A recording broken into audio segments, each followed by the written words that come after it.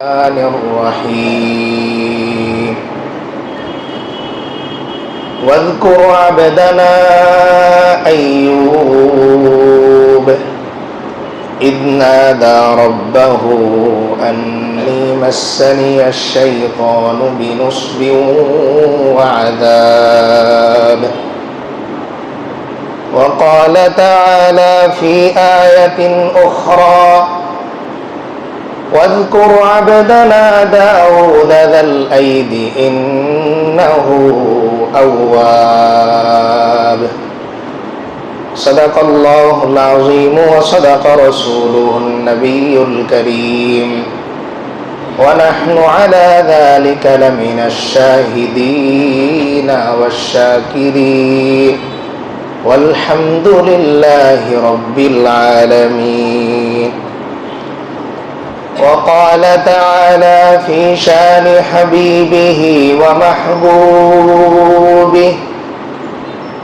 إن الله وملائكته يصلون على النبي يا أيها الذين آمنوا صلوا عليه وسلموا تسليما. আমরা সকলেই একবার দরুদ ইব্রাহিম পড়ি। اللهم صل على محمد وعلى آل محمد كما صليت على إبراهيم وعلى آل إبراهيم إنك حميد مجيد. اللهم بارك على محمد وعلى آل محمد كما باركت على إبراهيم وعلى آل إبراهيم إنك حميد مجيد. मैं आशिक मौला हूँ मेरे इश्क निराला, मैं आशिक मौला हूँ मेरे इश्क निराला, जुमला जहाँ जिसके तजल्ली से उजाला,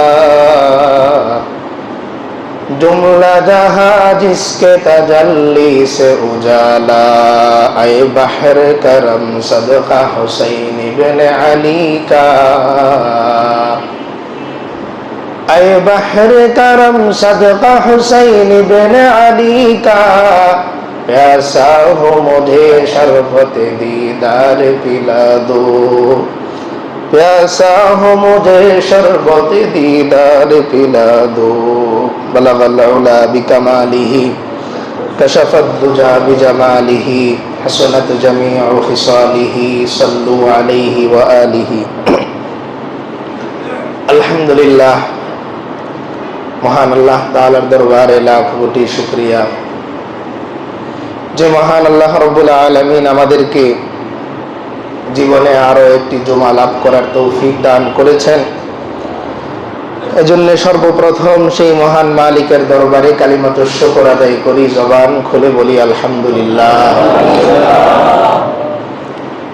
আল্লাহ তাআলার অনেক বড় দয়া যে তিনি আমাদের হায়াতকে আজকের এই মুহূর্ত পর্যন্ত দীর্ঘায়িত করেছেন। এটা আল্লাহ তাআলার বড় মেহেরবানি। গত জুমাবারে আমরা আলোচনার আগে একটি বিষয়ে ওয়াদা করেছিলাম আল্লাহ তাআলার সাথে যে আমরা আর মৃত্যু পর্যন্ত 5 ওয়াক্ত নামাজ আর ছাড়ব না। এই ওয়াদার উপর আমরা সকলেই ঠিক আছি তো? এমন একজন হাত তোলেন তো যিনি আগে 5 ওয়াক্ত নামাজ কন্টিনিউ পড়তেন না, কিন্তু গত সপ্তাহ পর থেকে এই শুক্রবার পর্যন্ত, এই জুমাবার পর্যন্ত 1 ওয়াক্ত নামাজ আর ছাড়েন নাই। নতুন করে এমন কেউ আছেন? হয়তো আছেন, কিন্তু হাত তুলতে লজ্জা বোধ করতেছেন, অসুবিধা নাই। এমন একজনও যদি থাকেন তাহলে আমাদের সকলের এই ওয়াদা আল্লাহর দরবারে কবুল হয়েছে, বলেন আলহামদুলিল্লাহ। আমাদের এই মিম্বার থেকে যেই ঘোষণা হয়েছিল এই ঘোষণাটা আল্লাহর দরবারে কবুল হয়েছে, বলেন আলহামদুলিল্লাহ। আমি আশাবাদী এমন একজন না, অন্তত কয়েকজন পাওয়া যাবে যারা আলহামদুলিল্লাহ এই সপ্তাহে অন্তত এক ওয়াক্ত নামাজ মিস করেন নাই, হয়তো কাজা হয়েছে কিন্তু আপনি পড়ে নিছেন, এতটুকু আমরা আশা করতে পারি। তো আল্লাহ তাআলা আমাদের এই আশাকে বাস্তবে পরিণত করে দেন, সকলেই বলি আমিন। রাসূল করিম সাল্লাল্লাহু আলাইহি ওয়াসাল্লাম এক মজলিসে, খুব খেয়াল করে শুনবেন, সাহাবায়ে কেরামকে বলতেছিলেন, ও আমার সাহাবীরা শোনো, তোমরা এমন একটা সময়ে বসবাস করতেছো যে সময়টা তোমরা যদি ইসলামের 10 ভাগের 1 ভাগও ছেড়ে দাও, পয়েন্টটা খেয়াল করবেন, ইসলামের 10 ভাগের 1 ভাগও যদি তোমরা ছেড়ে দাও, তোমরা ধ্বংস হয়ে যাবে, ক্ষতিগ্রস্ত হয়ে যাবে। আবার অচিরেই এমন একটা সময় আসবে যে সময়ে কেউ যদি ইসলামের 10 ভাগের 1 ভাগ ইখলাসের সাথে, নিষ্ঠার সাথে, দিল দিয়ে সে যদি আঁকড়ে ধরে রাখতে পারে, ওই মানুষটা আল্লাহর আদালতে মাপ পেয়ে যাবে। উলামায়ে কেরামের বক্তব্য হিসেবে সেই জামানার আসতে বাকি নাই। এই জামানাটাই এমন যে আপনি চাইলেও গুনাহ থেকে বাঁচতে পারবেন না। আপনি বাসে বসে আছেন, তাসবিহ হাতে নিয়ে আপনি তাসবিহ করতেছেন, সুবহানাল্লাহ, আলহামদুলিল্লাহ, লা ইলাহা ইল্লাল্লাহ, আল্লাহু আকবার। পাশ থেকে এক পিচ্চি ছেলে 6 বছরের, দেখবেন ও গান বাজাচ্ছে। আপনি চাইলেও আপনার কানকে গোনা থেকে বিরত রাখতে পারবেন। আপনি তাহাজ্জুদের সময় 3:30টায় উঠেছেন, ওযু করে যায় নামাজে দাঁড়াবেন, এমন সময় আপনার পাশের বাড়িতে বিয়ের অনুষ্ঠান, আগের দিন সারা রাত ডেস্ক বাজাচ্ছে, 3:30টায়ও চলতেছে, আপনি চাইলেও এখন নামাজের মধ্যে মনোযোগ দিতে পারতেছেন। তো সময়টাই এরকম যে গোনাহ থেকে বাঁচাটা আপনার জন্যে আল্লাহ রাসূল সাল্লাল্লাহু আলাইহি ওয়াসাল্লাম উদাহরণ দিয়ে বুঝিয়েছেন যে জ্বলন্ত অঙার, এই যে কয়লা আছে না, দেখবেন ওই যে বিভিন্ন বিরিয়ানি অনুষ্ঠান যে বিরিয়ানি রান্না করে, গাছি রান্না করে, রান্না শেষ হওয়ার পরে উপরে আবার ঢাকনাটা চাপ দিয়ে উপরে আগুনের কয়লা দিয়ে দেয়, এতে হিট হয়। তো হিট হয়ে যদি কোনো চাল ফোটার বাকি থাকে, ওটা ফুটে যায়। রাসূল সাল্লাল্লাহু আলাইহি ওয়াসাল্লাম বলতেছেন, উম্মত সাবধান, এমন একটা সময় আসবে যখন ঈমান ধরে রাখা জ্বলন্ত অঙ্গার হাতের তালুতে রাখার মতন কঠিন হয়ে যাবে। আর সেই সময় এখন চলতেছে বর্তমান সময়। আপনি অনেক চান আপনার পুরো পরিবার পর্দা করুক, আপনি চান, এমন একজনকেও পাওয়া যাবে না হয়তো যিনি দিল থেকে এটা চান না যে আমার পরিবারের প্রত্যেকটা সদস্য জাহান্নাম থেকে মুক্তি পাক। এটা আমরা চাই কি চাই না? চাই। কিন্তু বাস্তবতা কি, যে আমার ঘরের টিভিটা আমি এখনো পর্যন্ত বন্ধ করতে পারি নাই আমার নাতির কারণে। হুজুর, নাতিয়ে মানে না, তাহলে আপনার ওই নাতির ভিতরে শয়তান এসে আপনাকে জান্নাত থেকে আস্তে আস্তে দূরে সরিয়ে দিতে চাচ্ছে। এই প্ল্যান কার? শয়তান। শয়তান এই জন্য নির্দিষ্ট কোনো আকৃতিতে আমাদের সামনে আসে না। আসে? কেউ দেখেছেন আপনাদের মধ্যে যে হুজুর আমি শয়তানকে নিজের আকৃতিতে দেখেছি? শয়তান কখনো আমার বাবার আকৃতিতে আসে। বাবা বলে, এখন তোমার দাড়ি রাখার বয়স হয়েছে নাকি, আর একটু বয়স হোক, এখন তুমি স্টার, এখন তোমাকে দেখতে একটু স্মার্ট লাগবে, বাস কয়দিন পরে রাখো। কখনো আমার বিবির রূপে শয়তান আসে। বিবি আমাকে বলে, আপনার দাড়ি সাদা, কালি করেন না কেন, আর এত বড় বড় রাখছেন কেন, আপনার আনস্মার্ট লাগে, একটু ছোট করে গুছিয়ে রাখলে সুন্দর দেখা যাবে। তো ওইটা আমার বিবি না, ওইটা কে? আমার বিবি ভালো, আসলে আমার বিবি সে ভালো, কিন্তু তার সাথে যে বন্ধুত্ব করেছে লোকটা, সে কিনা ভালো। কখনো আমার ছেলে শয়তানের রূপ নিয়ে আসে। সে বলে, বাবা আমার অন্যান্য আঙ্কেলদের দেখতে কত স্মার্ট লাগে, আপনি একটু প্যান্ট শার্ট পরে একটু স্মার্ট হয়ে থাকবেন, চুলগুলো সামনে একটু বড় রাখবেন, পিছনে একটু ছোট রাখবেন, দেখতেও তো সুন্দর লাগবে। আমার ছেলে আসলে ভালো, কিন্তু আমার ছেলের সাথে যে বন্ধুত্ব করেছে সে কিনা ভালো। তো শয়তান এক এক সময় এক এক আকৃতিতে আসে। কখনো আপনার অফিসের বসের আকৃতিতে আসে, আপনাকে ডেকে বলবে, কি মিয়া এত বড় বড় এই বয়সে এখনো নাতি বিয়ে দিলা না, ছেলে বিয়ে করাইলা না, এখনই এত বড় বড় কেন? তো সে আসলে আপনার বস না, আপনার বস ভালো, কিন্তু আপনার বসের যে বন্ধুটা আছে সে ভালো। তো শয়তানের নির্দিষ্ট আকৃতি আছে, কিন্তু নির্দিষ্ট আকৃতিতে আমাদের সামনে আসে না। সে এক এক সময় এক একজন প্রিয়জনের রূপ ধরে আমাদের সামনে আসে। তাই আল্লাহ তাআলা সূরা মুনাফিকুনের মধ্যে আয়াতি নাজিল করলেন, ইয়া আইয়ুহাল্লাযীনা আমানু লা তুলহিকুম আমওয়ালুকুম ওয়ালা আওলাদুকুম আন যিকরিল্লাহ। আল্লাহ বলেন, ও ঈমানদার বান্দা বান্দীরা, সাবধান, তোমাদের সম্পদ আর তোমাদের সন্তান যেন আল্লাহর জিকির থেকে তোমাদেরকে বিনষ্ট করে না দেয়।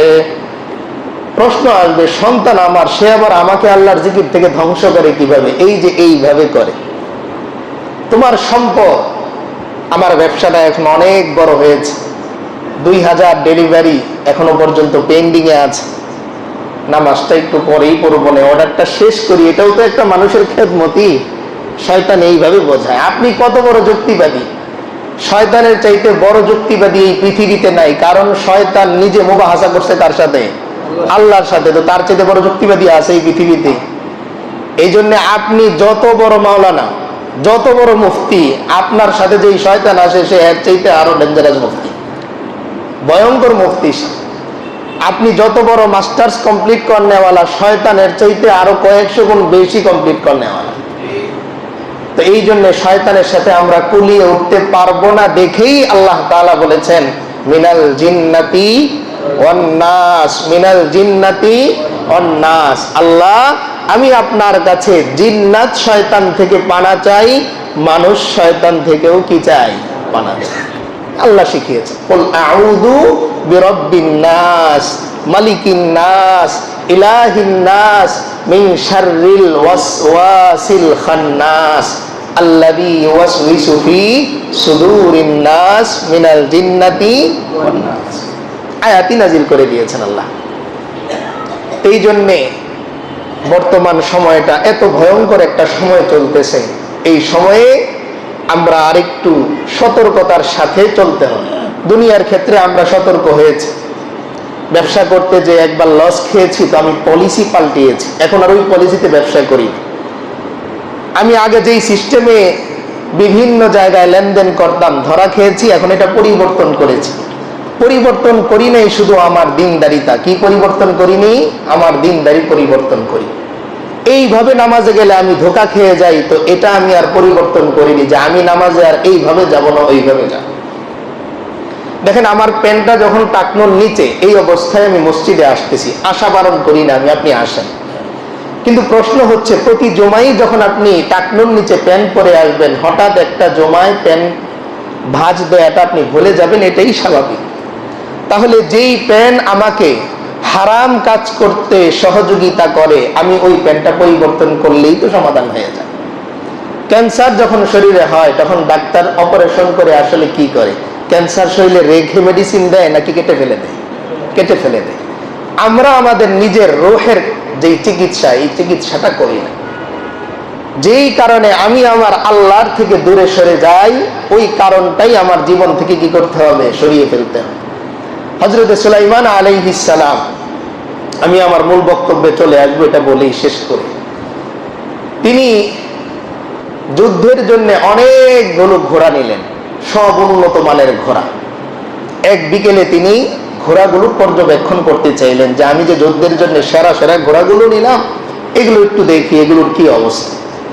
ঘোড়াগুলো নিয়ে আসা হলো, তিনি একের পর এক দেখতেছেন, এত সুন্দর দেখতে ঘোড়াগুলো। দেখতে দেখতে ওদিকে বেলা ডুবে গেছে, উনি ওই দিন আসরের নামাজ পড়তে পারেননি। তখন অবশ্যই 5 ওয়াক্ত নামাজ ছিল না, আমাদের বোঝার জন্য আমি আসরের নাম নিলাম। তখন সূর্যাস্তের আগে আর সূর্যাস্তের আগ মুহূর্তে, কি বলে, সূর্য ওঠার আগে আর সূর্য ডোবার আগে, এই 2 সময়ে বিশেষভাবে নামাজ ছিল। তো তিনি ওই দিনের বিকেলের যে নামাজটা, অর্থাৎ আমাদের বোঝার জন্য আসরের নামাজটা, এটা তিনি পড়তে পারেন নাই। ওই ঘোড়া দেখতে দেখতে ওদিক দিয়ে সূর্য ডুবে গেছে। এবার তিনি যখন খেয়াল করলেন, দেখলেন সূর্য ডুবে গেছে। কারণ কি? তিনি দেখলেন আমার এই ঘোড়ার সৌন্দর্য, অশ্বের সৌন্দর্য, মোহ আমাকে নামাজ থেকে কি করে দিয়েছে? দূরে সরিয়ে দিয়েছে। উনি সঙ্গে সঙ্গে এই সবগুলো ঘোড়া নিয়ে আসালেন, সবগুলো তিনি জবাই করে দিলেন। তখন ঘোড়ার গোশত হালাল ছিল ওই সময়। সবগুলো জবাই করে আল্লাহর রাস্তায় কোরবানি করে দিলেন, সব গোশত বিতরণ করে দিলেন।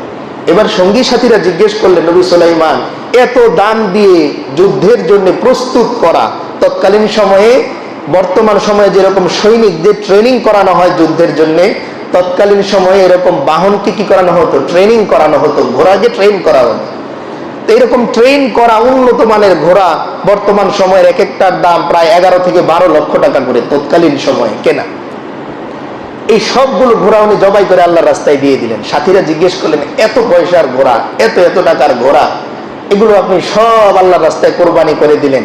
তখন তিনি বললেন যে, দেখো, যেই ঘোড়া আমাকে আমার আল্লাহর জিকির থেকে দূরে সরিয়ে দেয়, ওই ঘোড়া আমার জন্য কখনো যুদ্ধের ময়দানে রহমত নিয়ে আসতে পারে না, বরং গজব নিয়ে আসবে। আর যেটা গজব নিয়ে আসবে সেটা আমি দুনিয়াতে রাখবোই না, সেটা আল্লাহর নামে কোরবানি করে দিই। তাহলে তিনি কি করলেন?